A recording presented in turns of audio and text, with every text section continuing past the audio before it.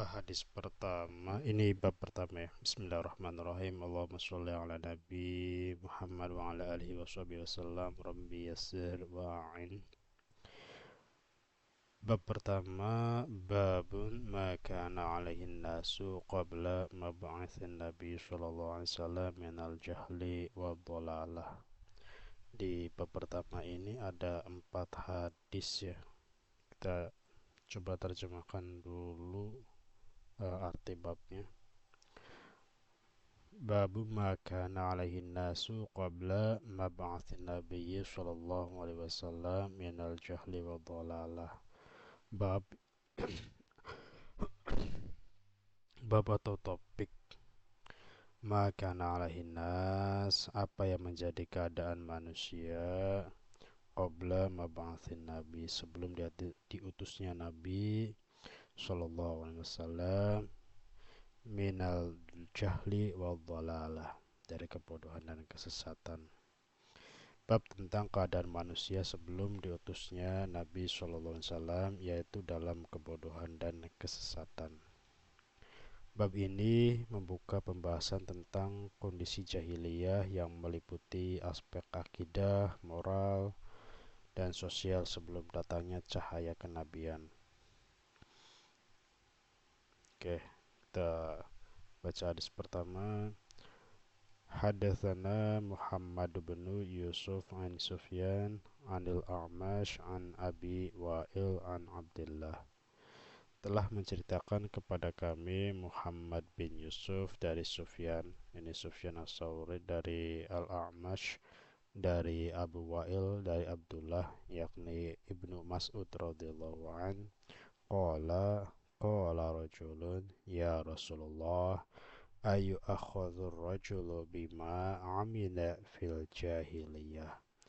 Ia berkata berarti Ibnu Mas'ud ya, Abdullah bin Mas'ud, yakni Ibnu Mas'ud, dia betul.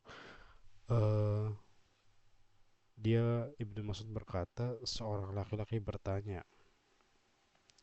wahai Rasulullah, apakah seseorang akan dihukum atas perbuatan yang ia lakukan di masa jahiliyah?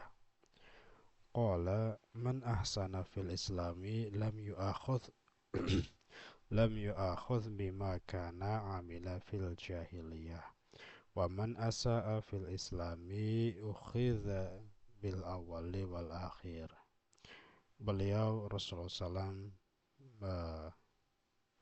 menjawab, barang siapa yang berbuat baik dalam Islam, maka ia tidak dihukum atas apa yang telah ia lakukan di masa jahiliyah. Namun barang siapa yang berbuat buruk dalam Islam, maka ia akan dihukum atas apa yang dahulu dan yang sekarang. Al-awwal al-akhir, yang awal dan yang akhir, yang dahulu dan yang sekarang. Di sini ukhidha ya, ada kata ukhidha, diambil, pasif dari, yaitu diambil atau dihukum, dimintai pertanggungjawaban.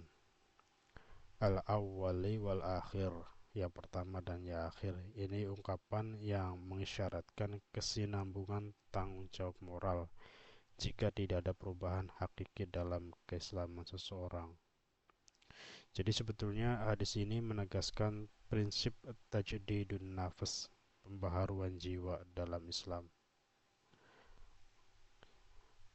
Jadi kalau kita masuk Islam dengan ihsan, berarti memasuki makom baru yang memutus rantai kegelapan masa lalu.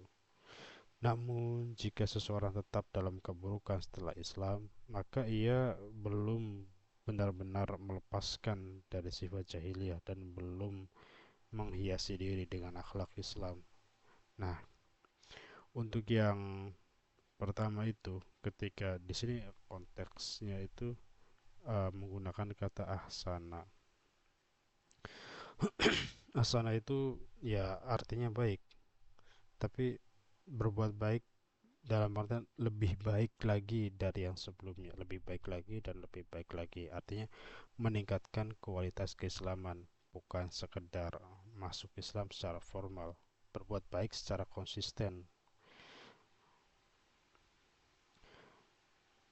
Jadi ahsana itu mengandung makna transformasi batiniah dan kesungguhan dalam amal. Jadi enggak cuma asal-asalan. Kemudian kalau dia tetap berbuat buruk, yaitu asa fil Islam, berasal dari kata saun atau su'ya, sering bilang, dan bentuk af'ala, menunjukkan tindakan aktif dalam memperburuk atau menyimpang. Jadi melakukan keburukan setelah memeluk Islam tidak menunjukkan perubahan moral atau spiritual dari keadaan jahiliyah. Ini menunjukkan bahwa seseorang belum melepaskan sifat tercela dan belum menghias diri dengan akhlak mulia.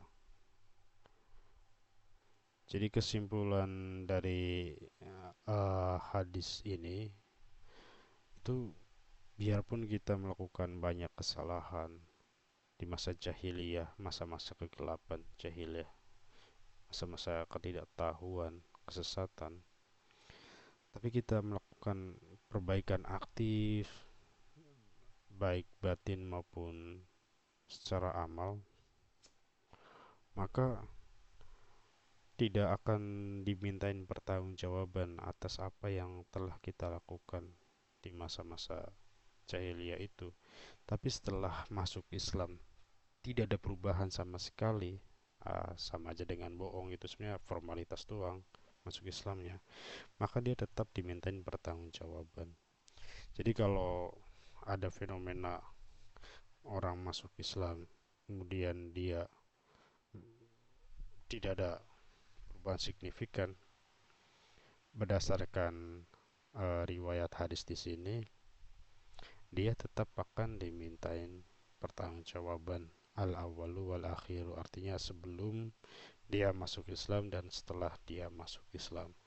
Tapi kalau dia melakukan perbaikan, ahsana, melakukan sesuatu yang lebih baik, memperbaiki diri, maka apa yang dia lakukan di masa jahiliyah tidak akan dituntut. Kurang lebih seperti itu isi hadis ini.